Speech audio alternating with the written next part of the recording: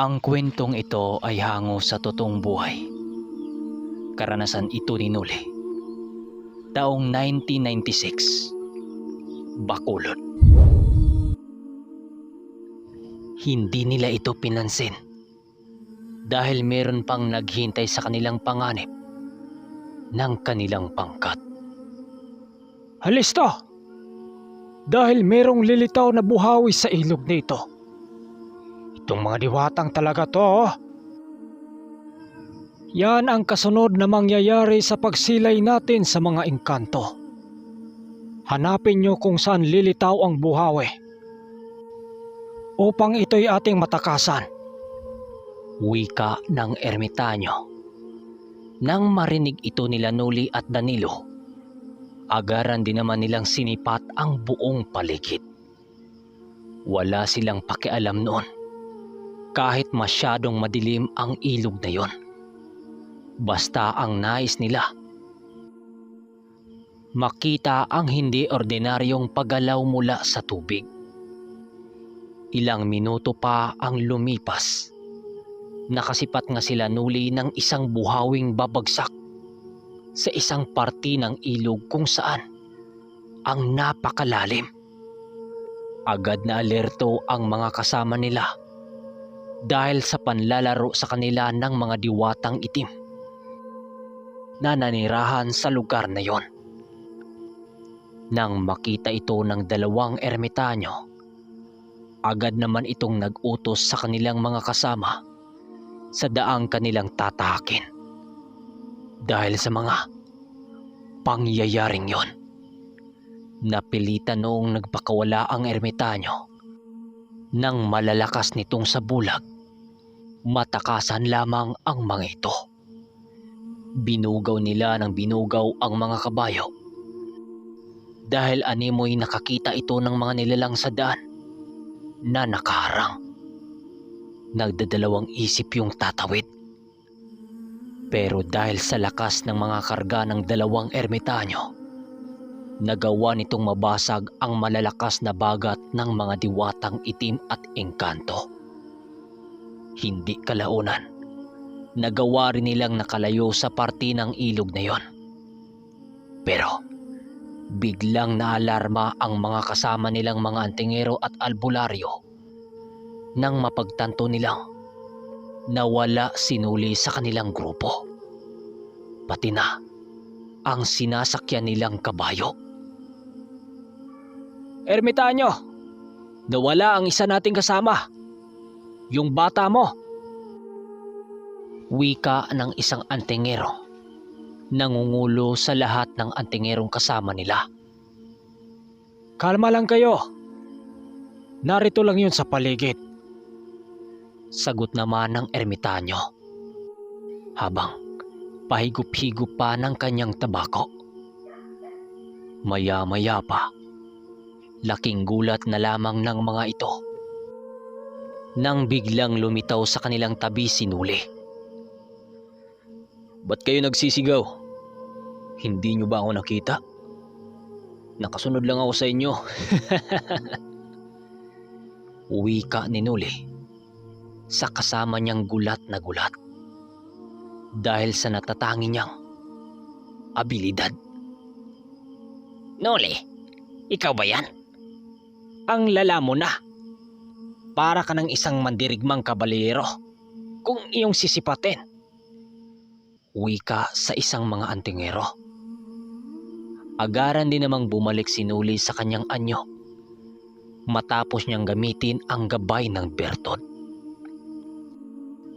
Narito na tayo sa bandang alibasong mga kasama. Ihanda mo na ang iyong sarili, Noli, sa pagkikita niyo ni Sanoy. Wika ng ermitanyo sa kanyang estudyante. Oo, Manong. Handang-handa na ako. Sagot naman niya. Sa pagsapit ng 10:00 ng umaga, nasipat nilang wala na doon ang nakikita nilang kaharian ng mga diwata. Doon na din nila nasilayan ang isang pampang, ang huling pagdadaanan ng kanilang mga kabayo. bago marating ang Baryo Alibasong. Halos hindi mapaliwanag noon ni Noli ang kasayahan ng makita niya ang daungan ng kanilang mga kabayo patungong Uringaw. Hindi na sila nagmamadaling patakbuhin ang mga kabayo dahil nararamdaman na nila ang pagod sa katawan. Nung hapon na yon, naghanap kagad sila ng mapagpahingahan upang makakain na rin ang mga kabayo nilang dala.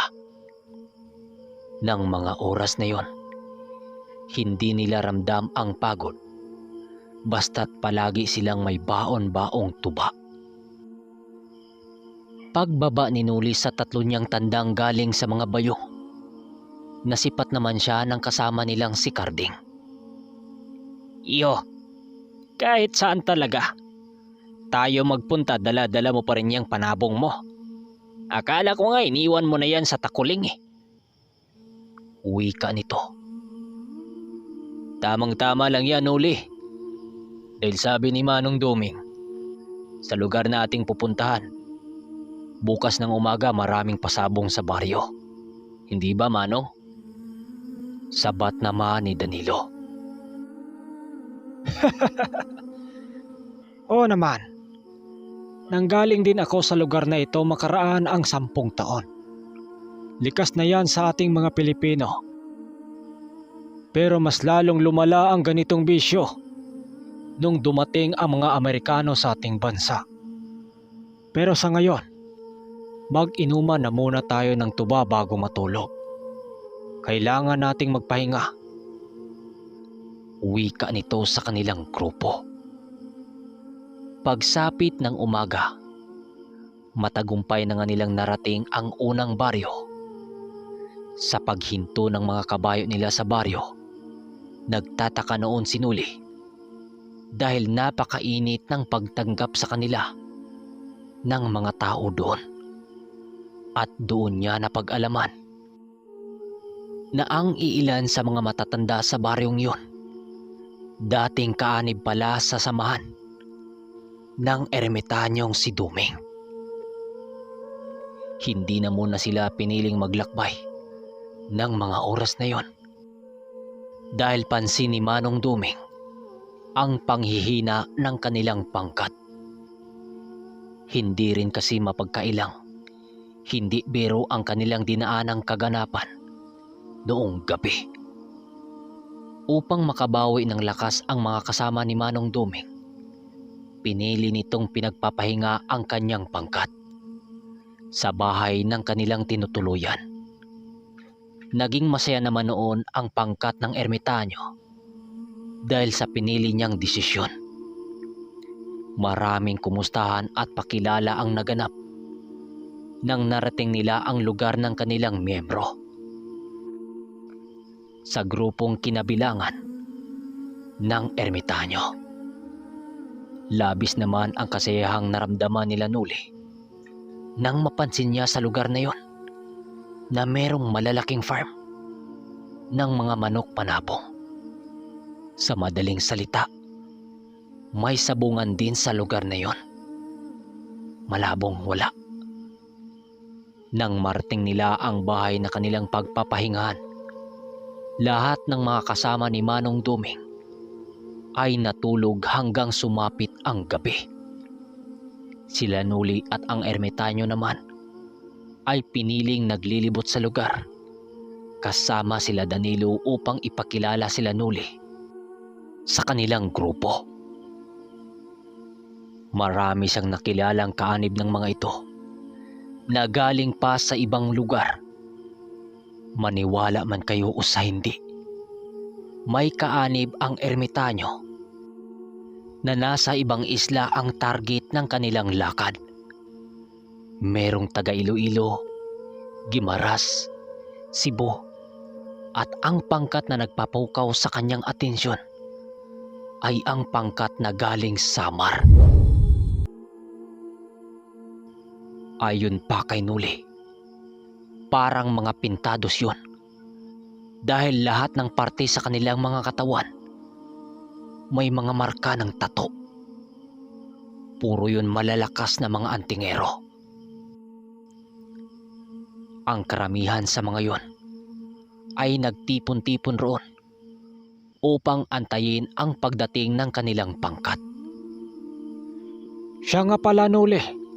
Danilo Carpio. Si Tonyo, isa sa mga mandirigmang albularyo ng ating grupo. Taga-Samar siya. Ang pinuno niyan ay may gabay na isang sirapim na walang makapagsasabi kung paano niya ito nataglay. Dahil sa mga sinabi ng ermitanyo, biglang natigilan si Nuli nang marinig niya ang pangalang Sirapim. Dahil kabilang ito sa mga cherub nung minsang nahiram niya ang napakalakas nitong espadang espiritual. Alam mo ba, Nuli, na magkasing edad lang kayo ng pinuno niyan? Pero masasabi kong napakadalubhasa na sa larangang ito ang kanyang pinuno na nagngangalang Macario. Kagaya ni Sanoy, hindi rin ordinaryo ang lakas ni Macario pagdating sa kumbating espiritual o pisikal man. Isa rin itong mamamaslang ng aswang, Nuli, na kahit ang mga maharlika ng mga gabunan ay kaya nitong lipulin ng mag-isa lamang. Huwag kang mag-alala. Kapag narating na natin ang lagusan sa nagdudugtong sa baliting malapit sa kubo nito, tatawagin ko ang gabay nito upang kausapin kung kailan balak na pupunta ni Macario dito. Wika ng ermitanyo. Nalalapit na kasi ang pagpupulong nang siyang ginawa namin tuwing isang dekada. Wika ng ermitanyo. Macario, batang pinuno ng samahan niyo, Mano? Takang tanong ni Nuli. Marami ka pang hindi alam, iho. Tsaka yang si Macario, huwag mo nang naising makita. Samar ang lugar nito. Bata man ang pangatawan ni Macario, napakadalubhasa naman sa larangan ng ating tinatahak. Sa totoo lang, mapagkamalan mo ng isang ermitanyo na yon dahil sa dami ng alam nito. Tsaka alam mo ba, Noli, na yang si Macario ang natatangi sa aming grupo na nagtataglay ng walang hanggang buhay. Wala kaming alam kung saan at kung paano niya ito nakuha. Gawa ng masyado itong masikreto sa lihim niyang karunungan. Sagot naman ng ermitanyo. Sa patuloy nilang pag-uusap, hindi nila napansin na nasa harap na pala nila si Tonyo. Nakangiti yun habang nakikinig sa kanilang pinag-uusapan. Ilang minuto pa ang lumipas, biglang sumingit itong si Tonyo ng